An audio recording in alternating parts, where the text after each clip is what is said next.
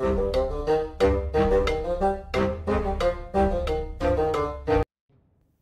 and welcome to the Critically Clueless. I'm a monk, and today we are in Mountain Blade 2 Bannerlord. This video is going to be how to start life off as a smithy or smithing. I have mentioned in a few videos how it's a really good way to earn money, and I'm going to tell you, the kind of best kind of build and what to pick in the perk tree and where to even look when it comes to starting life as a smithy. Now, there's a lot of information to go through, and I really could make this an hour-long video, but I'm going to try and get it as short and to the point as possible. And don't forget, guys, if this is the kind of content that you want to see, don't forget to hit that like button and subscribe to the channel, because hitting that sub button, hitting that like button, and interacting with the videos is the best way to help this channel grow, reach a bigger audience, and get more tips and people within our community. But anyway, let's get into this video. Now, where I think we should start is the character build.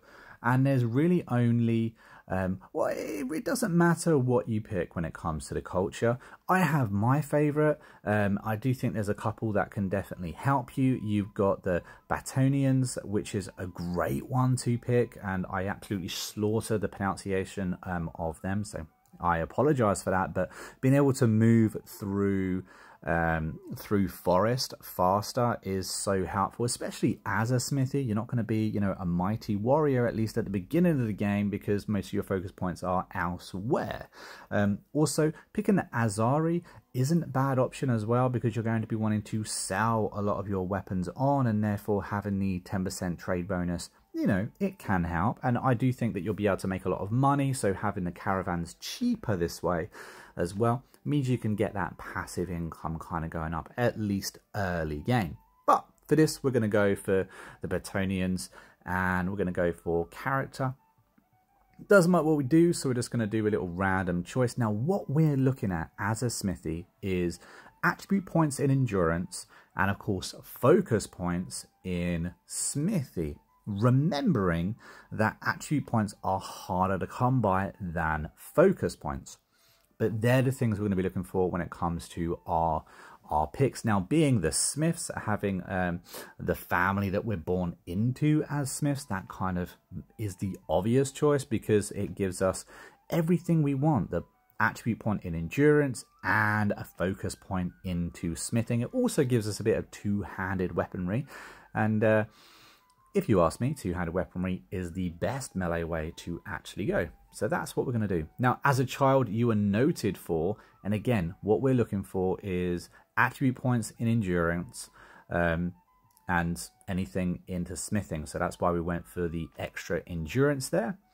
And we're going to do this as we go through. Now, there isn't many questions to pick through, and you're definitely not going to be able to get the 5 focus points into smithing here. But as long as you remember that what you're trying to do is get those extra endurance points and those extra focus points when or where. So once you cycle through these questions, making sure you pick those endurance points, making sure you pick those focus points in the right area, you should be looking pretty. Now remember, the attribute points for endurance, we only get one of those per 4 levels. And so that can take a little while to actually get a high endurance, but you will need a high endurance in order to focus down that perk tree. So try and remember that as you're playing through the game. I know it's going to be tempting to obviously, assign your points nicely, but if you want to hit level 300 in smithing, or if you want to hit level 275, you have to have a high endurance. And as you can see at the end of our build, we have got 6 endurance and we've got 3 focus points. That works out pretty well for us. We've also got really good horse riding. We're going to need a bit of horse riding because we're going to be going back and forth between a few little areas. So hopefully if you've been following the guide so far, your character will look a little bit like this, at least when it comes to the stats. Now, let's look at the perk tree. And as I said, the 5 focus points and the high endurance is what we're looking for. Having 5 focus points and low endurance isn't going to be able to get you to the end of this perk tree. So just remember that. I have mentioned this in other videos as well, but you are going to need them both. So right up first, we have our first tough choice, actually. We have the ability to get effective charcoal maker, which will mean that we get extra charcoal from our hardwood, or effective iron maker. And this is my first argument for saying that having 2 smiths are probably better than having 1. But we're going to go charcoal maker because we always need more charcoal. In step 2, we have curious smelter, or we have steel maker. Yet another reason why I think we need them both, but we're going to go curious smelter because having more parts unlocked quicker is definitely better. Then you've got curious smith versus steelmaker 2. Again, I think you need both. I've gone for steelmaker 2, but I would recommend going for curious smith. After that, we have got experienced smith versus steelmaker 3. Both of these are very important, but Temaskin steel, I've pronounced that wrong. It's really hard to get this. It's very hard to get this in the main game, breaking down weapons, and so having this perk on a smith is so bloody important. This is where I would go if you're not going to have 2 smiths. Then we've got practical refiner, which is stamina spent when refining is halved, or we have practical smelter, which is stamina spent smelting is halved. It's up to you, personal preference there. I would go for the smelter, probably. Next up is an all-important attribute point. You either go controlled or you go vigor. If you're a melee character, go vigor. If you're not, go controlled. Then you have Ascertine Smith, which is your trade penalty is reduced, or you can smelt better. I would choose to smelt better because, you know, having that energy is gonna work out better for you.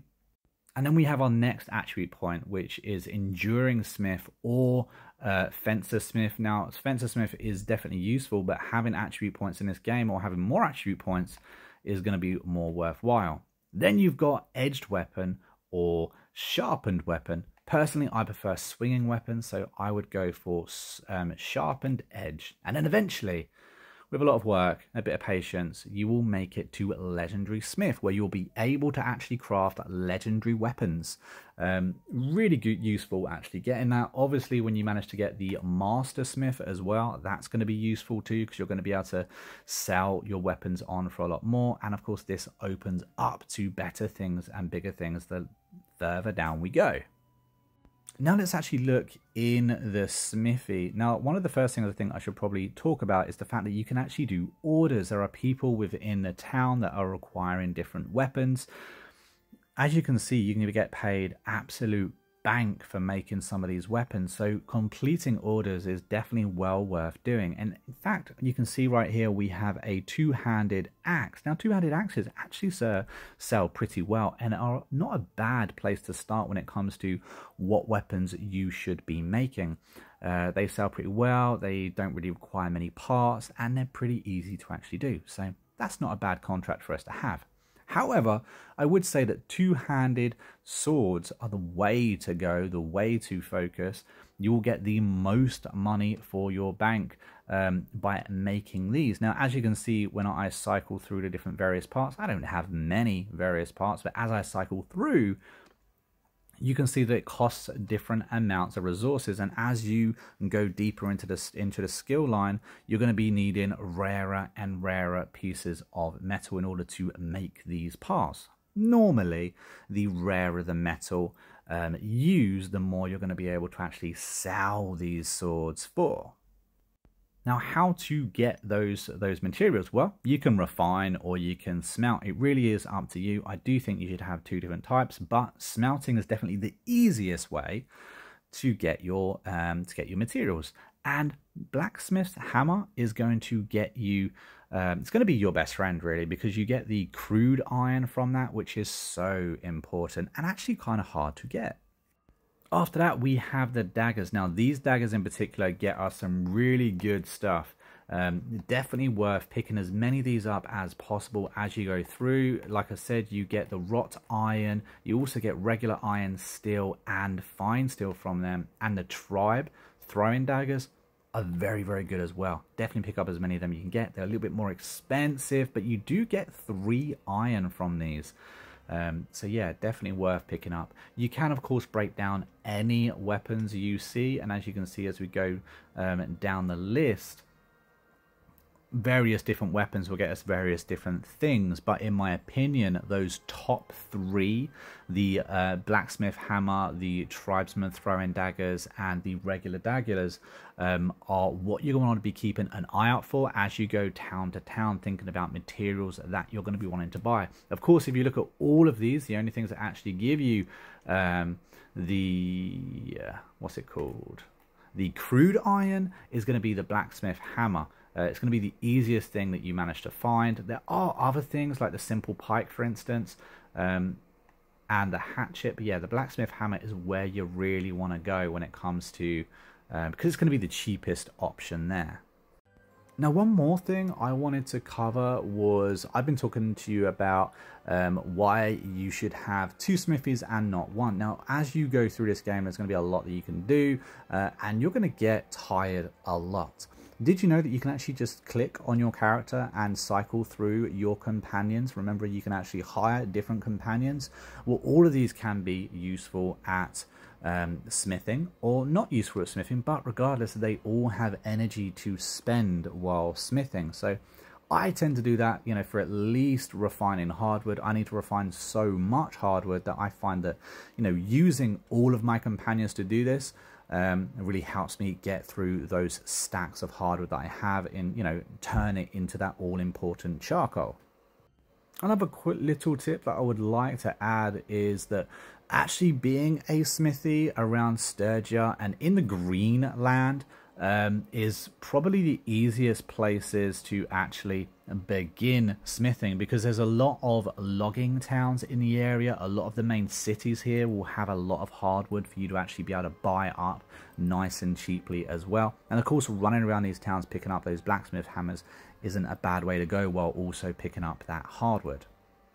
But I think that's about all of the tips and tricks on, you know, within this guide for smithing. I hope it's helped some of you guys out. I know a few of you have commented asking, you know, if they don't know exactly where to start. I'm going to be doing another guide a little bit later for trade as well, for, you know, starting out life as a trader. If you have enjoyed this video, don't forget to hit that like button and subscribe to the channel. And again, if you have any tips of your own that you have found, comment those down in the video for other people to learn and share as well. But I've been a monk, we've been a Critically Clueless, and I will see you in the next video real soon. And don't forget, we do also have that active and growing Discord. The link for that is down in the description. If you want to have a lengthier chat about this game or any of its mechanics, feel free to join. It'd be good to see more people in the Discord. But that's me finished and signing off, so I will catch you later.